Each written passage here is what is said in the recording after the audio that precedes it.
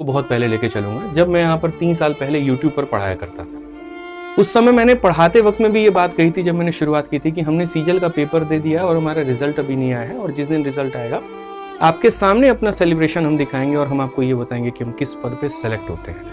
आप अगर यहाँ पर एक वीडियो देखेंगे तो ये रैंकर्स गुरुकुल पर है और 3 साल पहले ये स्ट्रीम हुई वीडियो है, 2,41,000 व्यू है।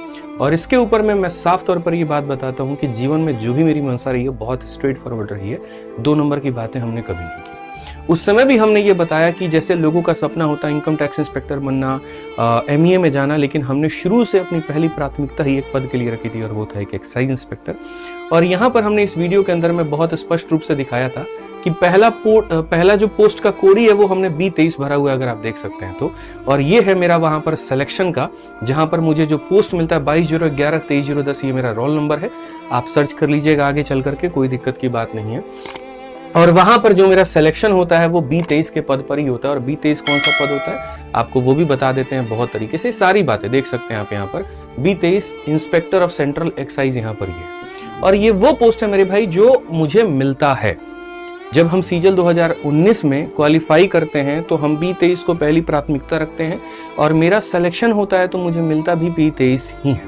ठीक है, अब ये हमने दिखाया आपको वो लिस्ट जहां पर मेरा सिलेक्शन हुआ। फिर उस लिस्ट के बाद में आपके पास में आपका ज्वाइनिंग लेटर आता है। ठीक है, ज्वाइनिंग लेटर भी हम आपको पूरा दिखा देते हैं, क्योंकि बहुत लोगों ने तो कमेंट ऐसे कर दिए कि सवाल ये खड़ा हो गया कि क्या पता इन्होंने कभी पेपर ही ना दिया हो, क्या पता कभी इनके नंबर ही ना हो, क्या पता कभी इन्होंने ज्वाइन ही ना किया हो, क्या पता यहाँ पर जो है ये किसी पोस्ट पर हो ही ना। ठीक है, और ये सिर्फ नाम क्या एक्साइज इंस्पेक्टर लिख देते हैं, तो उसका आपके सामने ये ज्वाइनिंग लेटर है। आप देखिए यहाँ पर office of principal chief commissioner C GST and central excise Mumbai zone, चूंकि हमने पहले भी कहा था कि हम 2 ही शहरों में नौकरी कर सकते थे, या तो दिल्ली में या मुंबई में, और मेरे अपने रीजंस थे। और मुंबई में मुझे यहाँ पर मिलता है, मुंबई में चर्च गेट जो है स्टेशन, यहाँ एक्साइज का ऑफिस है, वहीं पर मेरा सिलेक्शन होता है। और साफ तौर पर आप देख सकते हैं नाम है, एड्रेस है, मोबाइल नंबर है। आपका मोबाइल नंबर अभी हिडन होगा आपके सामने।